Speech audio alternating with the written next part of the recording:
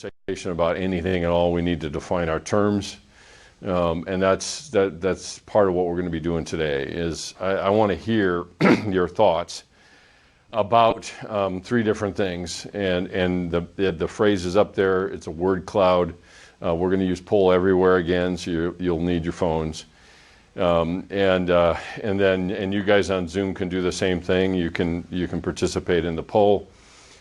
And then we'll just start loading stuff in terms of reactions and observations, at least to get us going. There's a lot about this subject that our temptation, I think, oftentimes is when we start talking about it, is looking for some place to hide, because of the nature of the subject.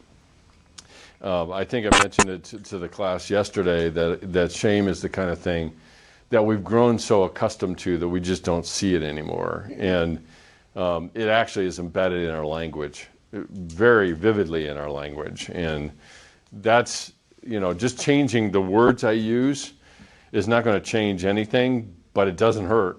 I mean, if I were to say to you, for the next 24 hours, catch the number of times you say should. And at least initially, you might notice it, and you might change what will you do? You'll change your language so you don't use it, so you don't have to count it, right? That's what my wife does with a list. She puts things on it just to take it off after she's done the task. She's one of those. And that's just a good example. So when we begin to get sensitized to the words that we use, remember, I frame the world with the words that I use. I mean, it's little wonder that we have this conversation, even in hot topic issues in this culture today, around the definition of a term, like gender identity, or you name it, racism, you name the term, and we fight over the definition of that thing, partly because we know that by its definition, that's how we then see the world. So there is a part of this that I kind of warn you about, just so that you're aware, because it will tempt you into more shame because you're identifying it in yourself, and then you're stuck in this kind of infinite loop of I can never get it right, I can never do it enough, I can never, and guess what happens? You stop learning, you stop listening. And that's really the backdrop to this. So real quickly, let me pray before we get going here. I need all the help I can get after a day like this, and then we'll get into the subject. Father, thank you for this day. Thanks for your loving kindness and pursuit of us. I pray that you will guide and direct the conversation and the use of the polls and the things that we're going to be doing today, just to look at the freedom that you've offered us in grace and how it plays in our lives, and how often we spend time rejecting that in the name of something that allows us to measure how good we are relative to someone else. So help us with that. It's going to be a long journey. It's going to be an important one, and it's one that will set us free, and also the people around us as well. In Jesus' name, amen. Okay, so the text, what you're going to text to is the number 37607. Bree, you're already practiced at this one.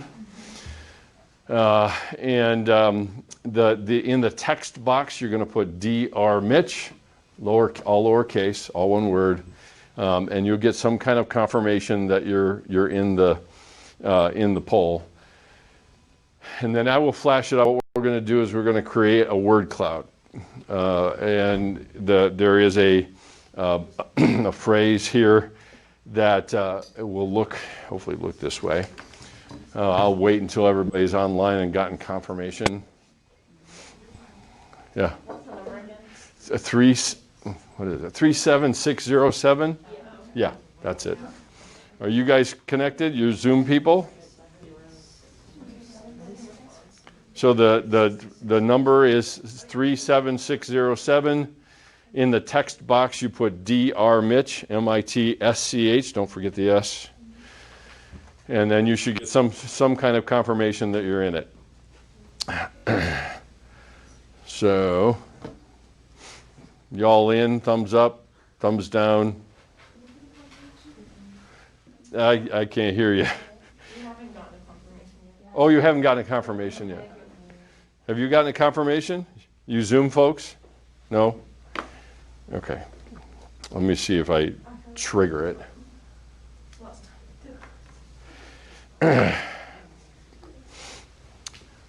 Thank you, CCU Wireless. Any confirmations yet? No? Mine is. Okay. It's all uppercase.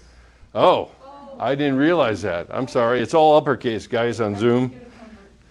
Or you can go on the full website. Yeah, you can do the website as well. You can do it that way. Okay. You got a thumbs up for everybody? Good. What the heck? Never Dr. Mitch enough? What the heck is this?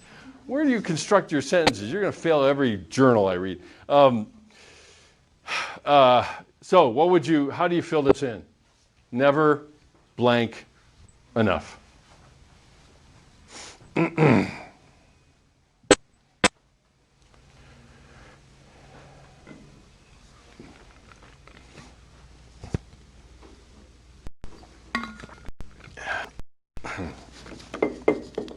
While you're doing that, I'm going to get water.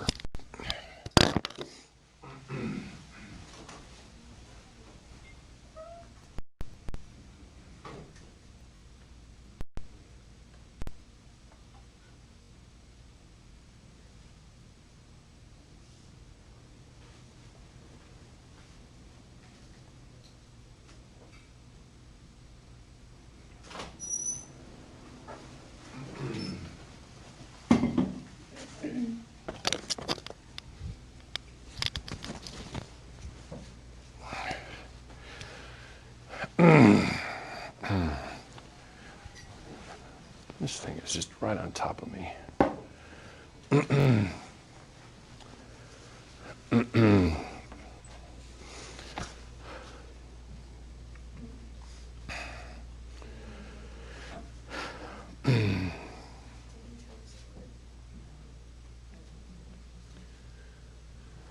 Okay. You can keep texting if you other ones come to mind. But when you look at this, what's your guys' reaction? What's your reaction?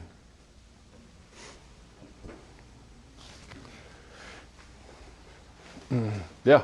I think it just shows the world that we live in and that everyone's focus is. Okay. Okay. Other reactions?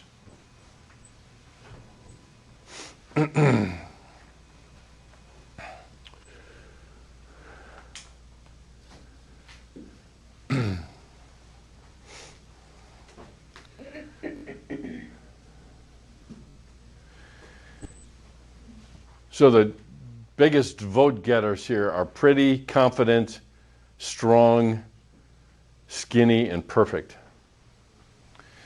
And the thing that, and remember, and keep this kind of firmly in mind, is that this is the internal narrative of the people in your class, and you. And probably all of us to some degree. The biggest challenge I think we face is that word, enough. Because enough, by its definition, is a word of comparison. Always. Always. When we fill in any of these blanks, Christian enough, intentional enough, perfect enough, whatever that definition is, any one of these things, there's a comparison point. Let them know I'm coming. There's a comparison point of some sort. You know, if somebody says, I'm never pretty enough, compared to whom? And never enough is always a comparison point to something outside of us. And that's the backdrop of the things that we're doing and the narrative we have going on in our heads all the time. So let's try another one. And again, what I'm trying to do here is to lay the lay the landscape for you. Not to shame anybody. This is not about this, and this is the hardest lesson to learn in a class like this. Is that I poke and I reveal and I pull back, the veneer on stuff, and you look at that and say, yuck, I hate that. And that becomes this domain in your heart that then you fence off, and it just lies fallow. It's just a place not to go, and it becomes a rejected part of us. And that rejected part of us is not even shown to anybody else because we think we know how they're going to react to it already. We think we know that. So let's try another one. I don't know why this is not participating with me. So what do you think of when you hear the word grace? What comes to mind? I mean, it's a free association. No, I'm not Freudian. I mean, it's just what comes to mind when you hear the word grace.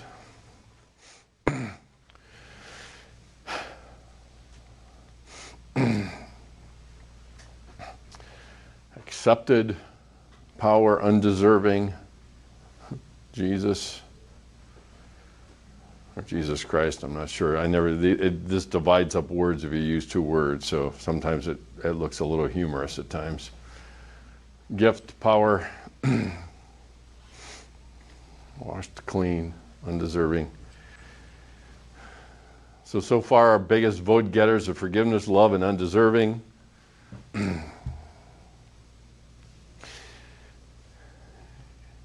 The interesting thing about it is that our faith is the only one where we're given a gift by the deity that cost him everything and costs us nothing. It's the only religion, the major religion, that exists that way. Some people would say that forgiveness is grace in action. The reality is it is that. The problem is, maybe I should put it this way, the problem is that we have some really jacked up understandings of what grace and forgiveness are. And they're connected, so it's not little wonder that we've got some jacked up understandings of that. But how often have we made a mistake, done something, or you didn't turn something in on time, and you say to the professor, which I've heard, give me a little, grace. And I mean, I'm just snarky enough to say, you've been living in grace the whole way here. I don't need to give you any more. And the problem is the next phrase out of somebody's mouth oftentimes is, don't judge me. And it's like, too late. You're already doing that, so I'm just not going to climb on the train. And see, that's the part of the backdrop of things that we're talking about here. That's why I said, even when I was praying, that's why this is probably the most important subject of all. Because our faith is founded on it, and yet we act like we hate it. I mean, a lot of Christians and old farts like me who end up saying, look, there was enough grace to save me, but now I've got to work my butt off to prove that I'm worthy of it. Which, it's a little bit like at Christmas time going up to somebody that gave you a gift and asking them how much you owe them. Essentially. So, let's define our other term. When you hear the word shame, what comes to mind?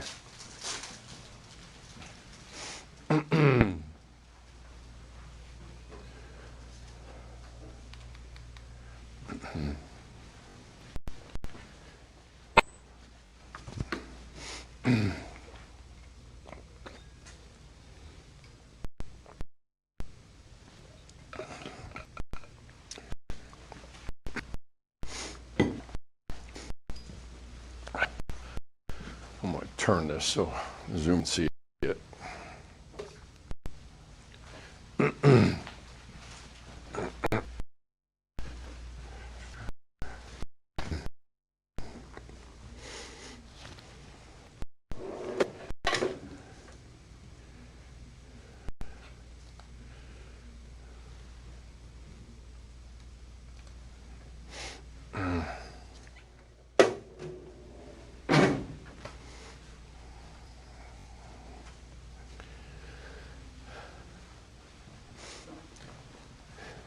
Now, just a few thoughts on this. I've been here long enough, and I've talked to people long enough that these phrases are where most people are living, but we never know that because we never talk about it. The broken, the guilt, the isolation, the ugly, the bad, the guilty, all of those things. And we end up, in a lot of ways, being held hostage by these words. And a lot of the internal narrative we have are not declarative statements. They're phrases like this.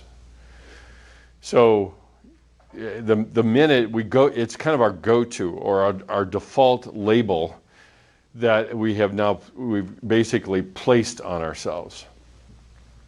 So whenever we do something that is less than perfect, whatever that is, and again, there's a lot of our conversation that will go back to something you've heard me talk about with living with our flaws and that kind of thing, and perfectionism, is that if anything is below perfection, then I'm a loser. It's all or nothing thinking. Either I'm one or the other. I can't be both. And so there is with shame, there is a fundamental rejection of my humanity with shame. And you might even go even further and say it is a fundamental rejection of my identity, which is even deeper. So when you look at the phrases and let these kind of hang with you a little bit, because you know the ones you put in yourself, but look at what your classmates are putting up here. And the funny thing about it is you walk down the path, even with masks. Oh, masks, we can hide even better. And boy, what a metaphor that is. I should turn that one into a sermon. Well, I have, but anyway, you would never know that. You would never know it. And okay, it's not like I'm asking people to go down the path with a megaphone and yell it on the housetops all the terrible things they're saying to themselves. But our behavior betrays us. So I do something, I'll use me as an example. I do something that lets somebody else down. What's the narrative I go to? Okay? In the midst of all the pandemic, in the midst of all the crap that has just been part of me, asked me, put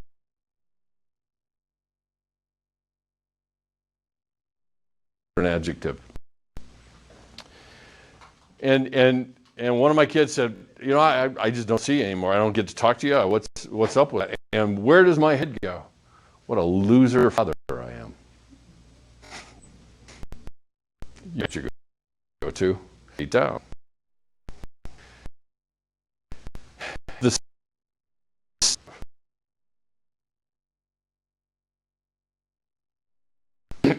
Yeah, absolutely. It means accepting the things that we want to deny or accepting the things that we fundamentally reject. You have nope,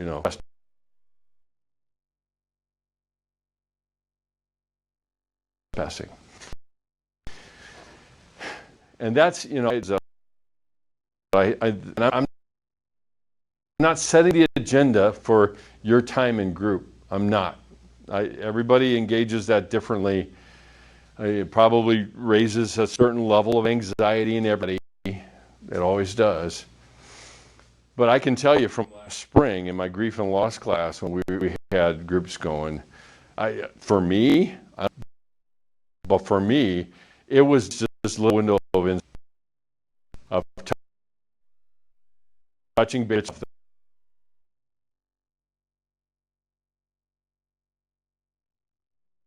that I've lost.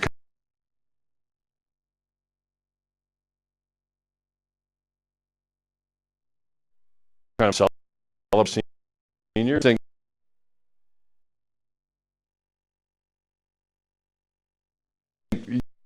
You would that.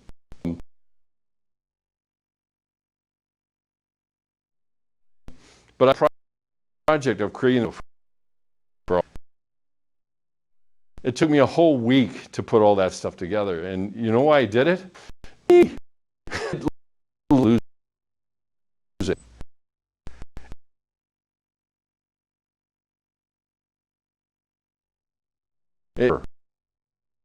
And the feelings that were really very much a part of that. And that's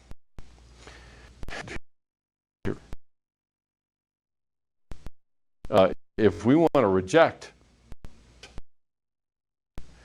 before too long, it'd be said,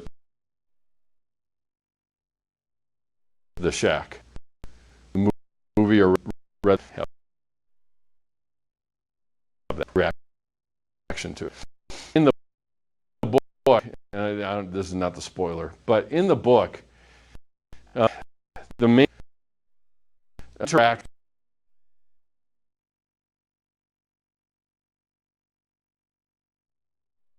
with the heart.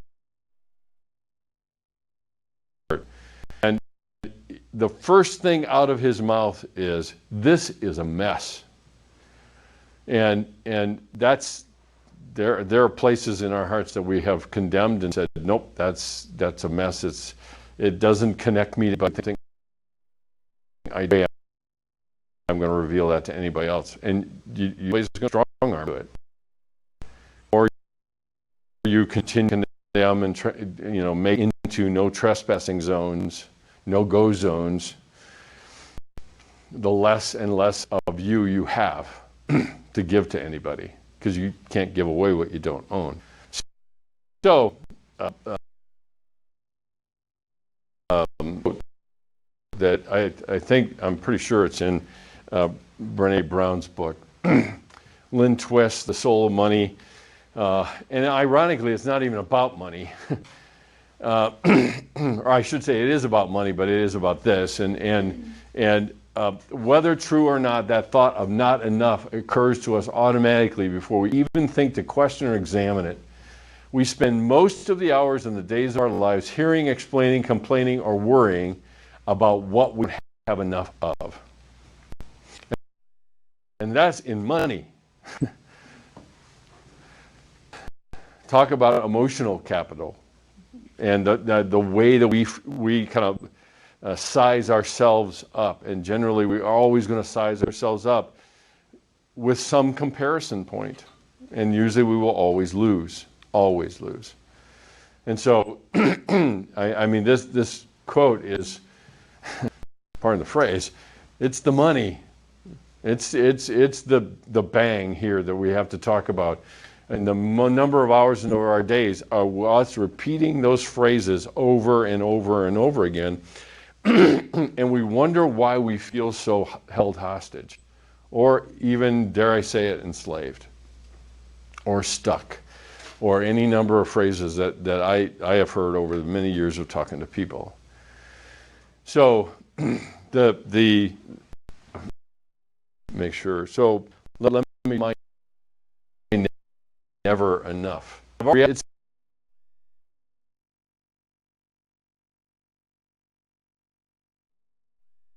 not just that we're talking about. Never enough means, as the phrasing implies, whatever the commodity is or whatever the resource is. So there's a scarcity of prettiness. There's a scarcity of skinniness, the scarcity of those things.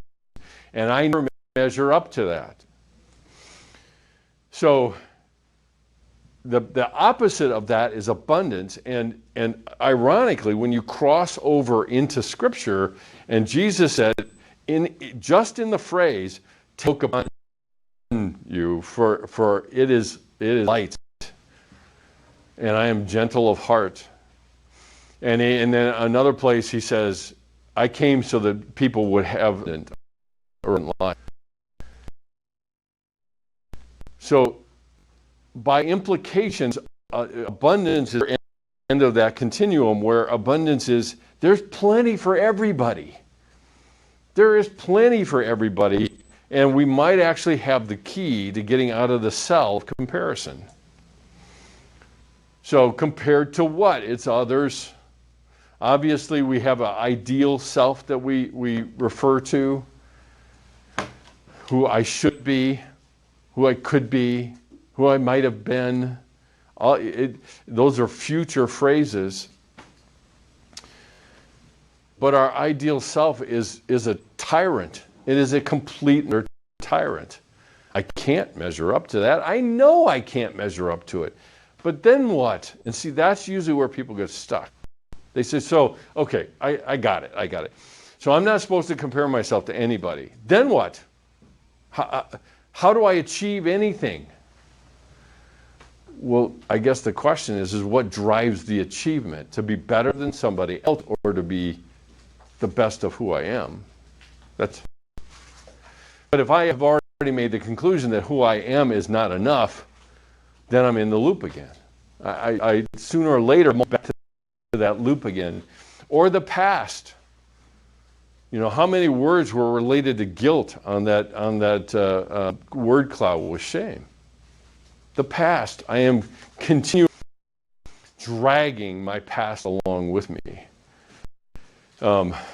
When a lot of you guys have been in transformational site with me, and we're talking about the spiritual journey and the spirit. And I was talking about the converted a clip from The Mission. Robert De Niro, who's the other one? Liam Neeson. He's all of 20. Robert De Niro is a slaver in the movie, and he's enslaved a lot of the people of that country.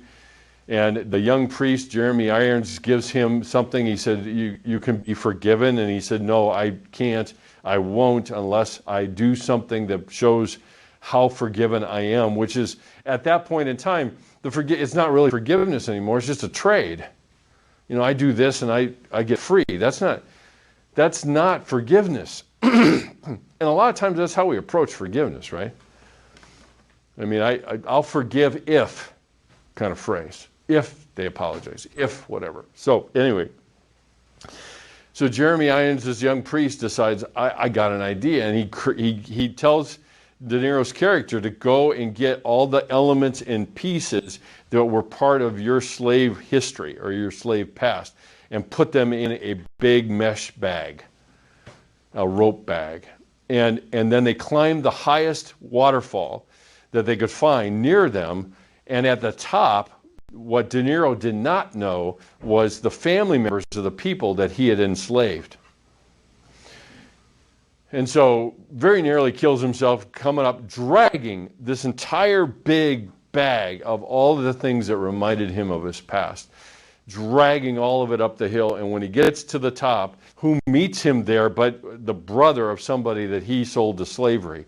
And he grabs a knife, goes to De Niro, and you sure, and this is kind of the climax of the movie, that he's going to slit his throat.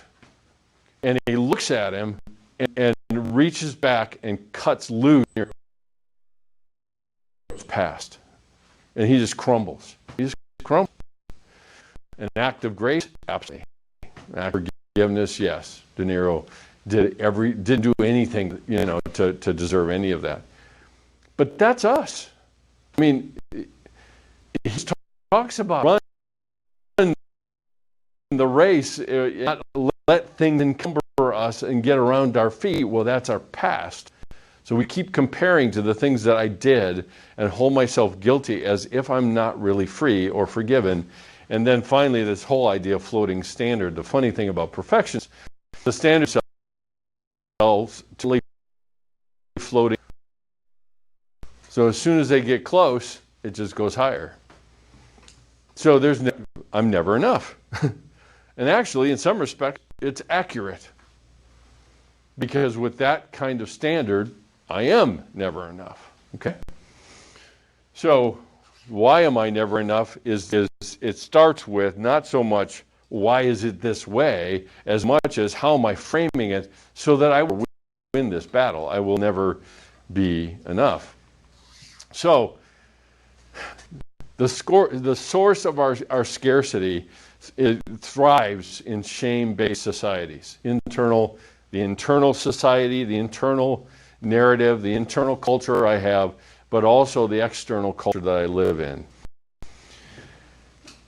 And I'll warn you ahead of time. We get stuff, you will be stunned by how much here is very shame-based. Very shame-based. And all you have to do is, I mean, you have a friend and they don't come through for you or whatever, and they don't do something that they said they were going to do. And what do they say? I am the worst. And the one thing that I've started to press, somebody emailed me the other night and said, thanks for applauding my efforts in spite of the fact that I'm stupid. I said, I'm applauding your efforts. I'm not applauding your shame. So we have to do the same thing, I think, with each other so that we can remind ourselves that it's not about the identity of who I am to let people down. It's my performance. It's my behavior. It's the things that I do, the life intrudes. I make mistakes. And we so reject our mistakes that ultimately we're not going to learn very much, really. I mean, the one thing about all this technology that we're dealing with is, I expect it to blow up. I really do. It's not ever surprising that this stuff doesn't work. I've been tinkering and playing with this stuff forever. We're halfway into the first week. It's not surprising that audio doesn't work, and none of that is. But after my class yesterday, and it was 9:25, and everybody headed off to chapel and play with it. And it's like, I'm not the technology. I'm not failing people because I can't get this stuff to work. Even I'm not immune any more than anybody else is. So, but we've got an internal culture that we have to contend with. The social media, if you watch it, is completely graceless. Completely graceless. Why? Because it can't be nuanced. I mean, it's like a blunt force object with people.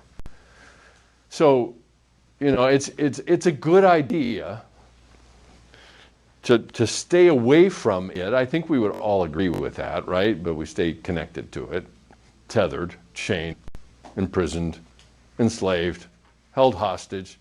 How am I doing? So, and just the idea of biblical standards. We oftentimes will use the Bible to bludgeon us and forget that grace is in the Bible. Standards are good. Listen, I'm not busting on the things that God said to make our target, but I think, and a lot of you guys have heard me say this before, quite honestly, I think God, Jesus, is a whole lot more comfortable with your humanity than you are. Now that doesn't mean that it's a get out of jail free card. It doesn't that at all. But my ability to change starts with my acceptance of my humanity. It does. It all starts there. Acceptance always starts there. Go back to the first word when I said mine. That word was acceptance. But usually we always think of it as people, it's a me, and that has its own number of fears that go along with it and everything else. So biblical standards are part of that too. I think biblical standards poorly applied might be a better way to put it in terms of the source of our scarcity. The response to scarcity, how do we respond to that? And at least from Brene Brown's way of thinking, it's what she refers to as wholeheartedness. I would just simply rephrase that and say, developing a sense of integrity. Now, integrity isn't always just, I say what I'm going to do, I'm honest, I don't lie. It's way, way, way more than that. But the core, at least to wholeheartedness, is vulnerability and acceptance. It's not just vulnerability, but it's also acceptance. And I think all of us will agree it's easier to accept somebody else than it is to accept myself. So scarcity has this way of tempting us into defining that we're talking about diminishing sources. And in a lot of ways, when you think about churches, even churches in various cities and whatnot, a lot of times pastors think of the people in whatever that city as a diminishing resource. And now they're competing with other churches for that group, those groups of people. They don't think with an abundance mindset. That God provides accordingly to whatever the need is. He's not like you're out of gold or blessings or whatever, and once that's out, you're done. So I think we have to take into account that David was referred to as wholehearted. Now, Brene Brown is not talking about it in that context. Other translators render it of integrity, or may imply in disintegrated state, I have a splintered heart. I have a sectioned heart, compartmentalized heart. So I bought into this notion that dependent on others.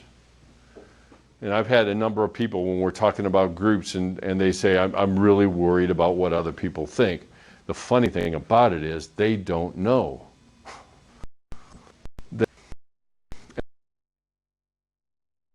And then people. And that's a more of a people to tell you think rather you think for. I can't tell.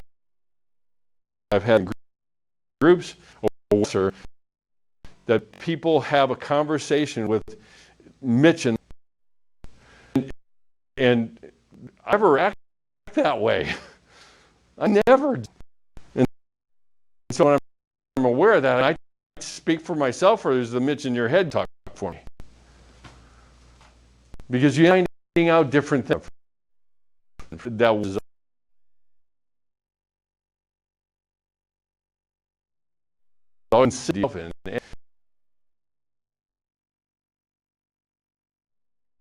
so wholeheartedness is part of this. So part of the supporting mythology behind vulnerability is a show of weakness. The thing to mind there is that intellectually we will say, I value vulnerability. Vulnerability is a good thing.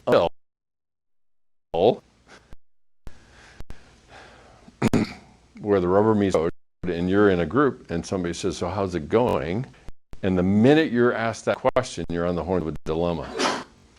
You're going to say how it really is going, or are you going to say the Christian response to it? Well, God said, He's got it. While that may be true, that is not how I'm feeling. And I asked before. Listen.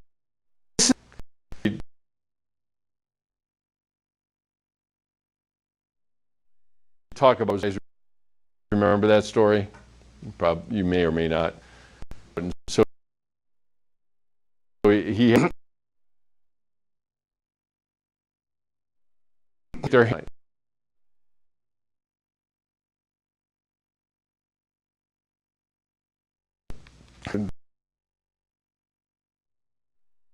Thank you, Mr. President. They keep moving, and Roosevelt was just kind of like, listen to me that much. He should write over and said, well, she probably. Finally, somebody listened to him, and so a lot of times our euphemisms and cliches and things for one main reason. to hide. And unfortunately, we're hiding with somebody we're not real thrilled with. So, things.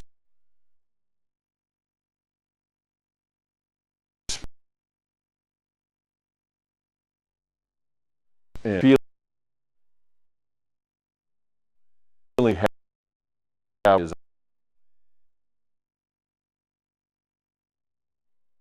I'm one step further, and that is I'm exposing that I'm a failure. So essentially, our emotions are our liability, and then this is what she says. It sounds like truth, but it feels like courage. to be vulnerable with somebody, to be known by somebody, and to have that as kind of the highest value. So that's myth number one. Myth number two, there's another quote here. Far from being an effective shield, the illusion of invulnerability undermines the very response that would have supplied genuine protection. She oftentimes talks about vulnerability as a 20-ton shield that I lug around, convinced that it will protect me, but all it does is hide me. So, another one is it ultimately is the crux of the problem. It is courage in you and inadequate in me. I always applaud people being vulnerable, but we're that people will respond just like we within our way. And so, as she often says, I'm drawn to your vulnerability, but I'm repelled by my own. And this is the that we all face when we sit down in a group and look somebody in the eye and say, how's life? What's going on? Things that are frustrating right now, okay? I mean, or now.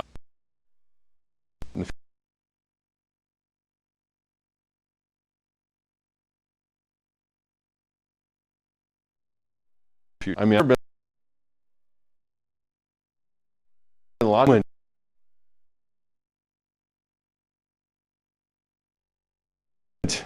very, very moment. It doesn't necessarily register immediately. And some of you guys in the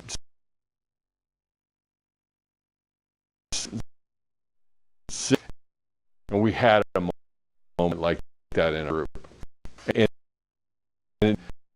it didn't come immediately, and then profound buddy, and then everybody was in. They were all in terms of offering grace and support and encouragement, empathy, and all the other things. A lot surprised by vulnerability, by someone to respond, because we don't expect it. We don't expect people to be that vulnerable. We expect everybody to be invulnerable. So I can stand up here, I can up on a stage, I can talk about the things that I'm in, or the everybody. But what's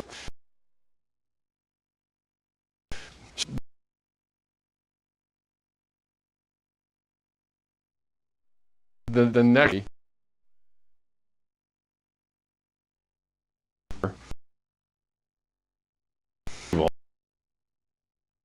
vulnerable. Madeline, when we were children, we used to think no longer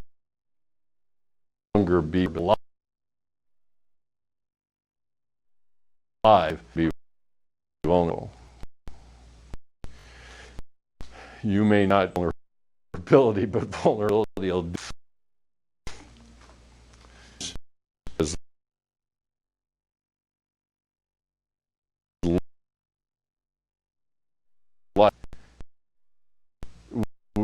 We're always going to be faced with a decision point. Like I said, what we're in, we're all sitting here. I mean, if I would have taken a picture today of all of you guys and sent it back to myself in August of 2019, I would have said that would ever be.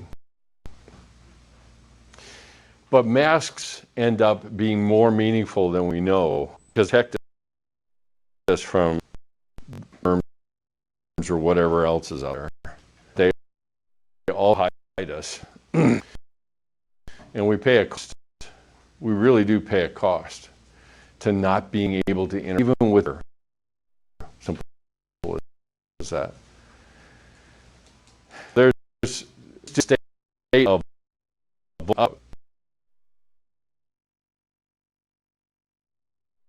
we have to really calculate costs are to it. So myth 3 is vulnerability, is letting it all hang out, anything back, nitty deep, all of that. It best example.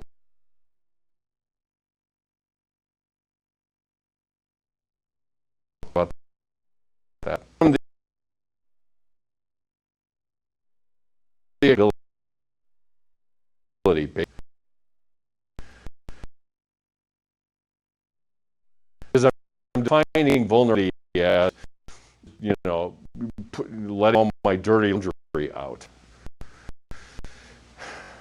And that's, if I'm going to argue from that, then yeah, I suppose that's true. But it's always based on sharing with those who have earned the right to hear this stuff, not people that just because they're Christians doesn't make them safe. Just because they're family members doesn't make them safe. And we need to kind of go back and remind ourselves of what safe actually means. Because sometimes the safest people in our life make us feel the most uncomfortable. And the people that make us the most uncomfortable oftentimes end up being the most unsafe. So we need trust to be vulnerable, and we need to be vulnerable to develop trust. It is a mutually informed circle with people. I got to take the leap. I've watched this person, I've heard them talk, I've been in their presence. So I'm going to leap in and trust them, and that's where vulnerability comes in. But how do I continue to develop trust is to entrust the person with that vulnerability, watch how they respond, and then try it again. Now, the one thing that you guys have heard me say over and over and over again, and I'm sure it's emblazoned in your memories and nightmares, trust and control cannot coexist. We need trust to be vulnerable. Okay? We need trust to be vulnerable. And we will develop from they have a me.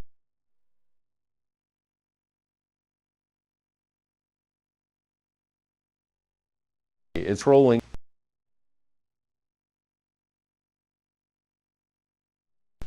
So not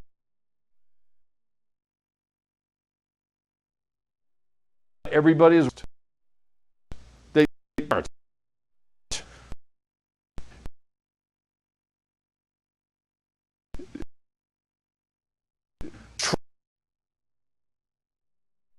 Trust somebody being trustworthy.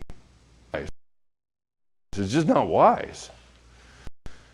So the round 5.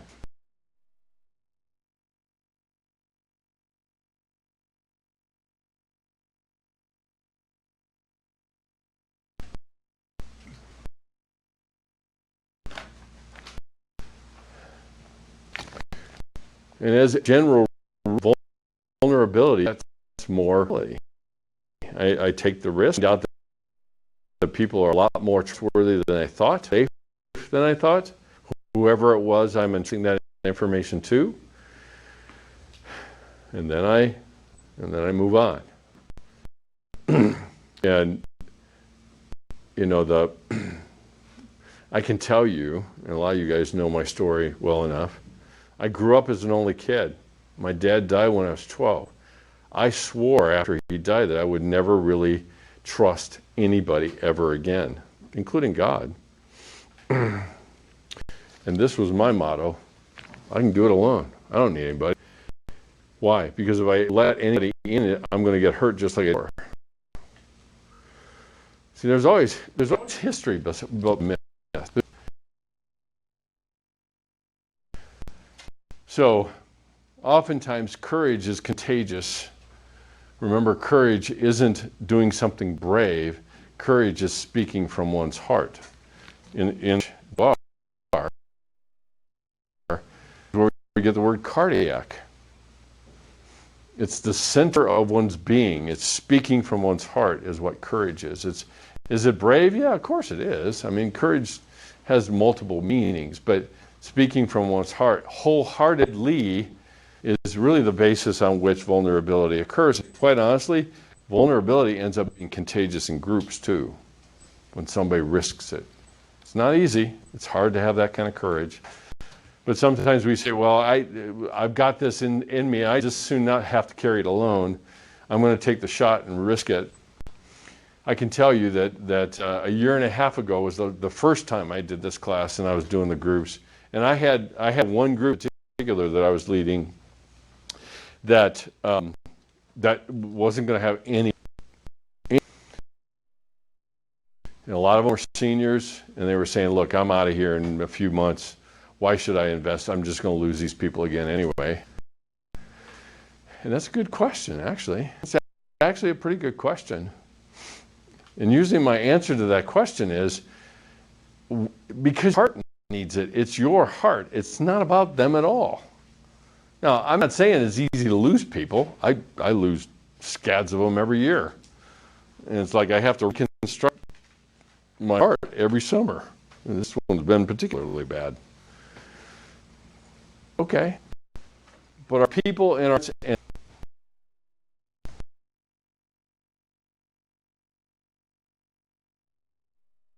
And I say,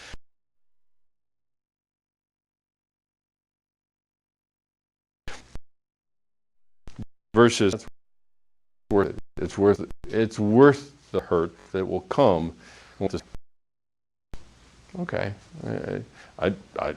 nobody's asking us like it. None of us like it.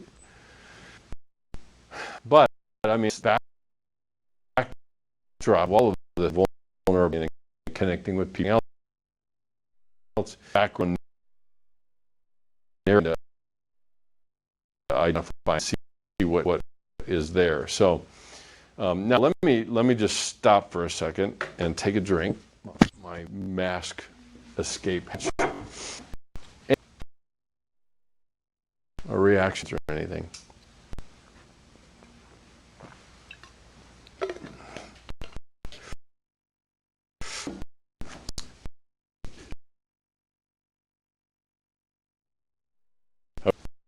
If I let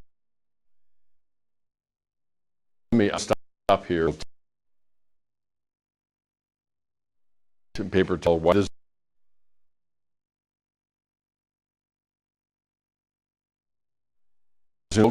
next time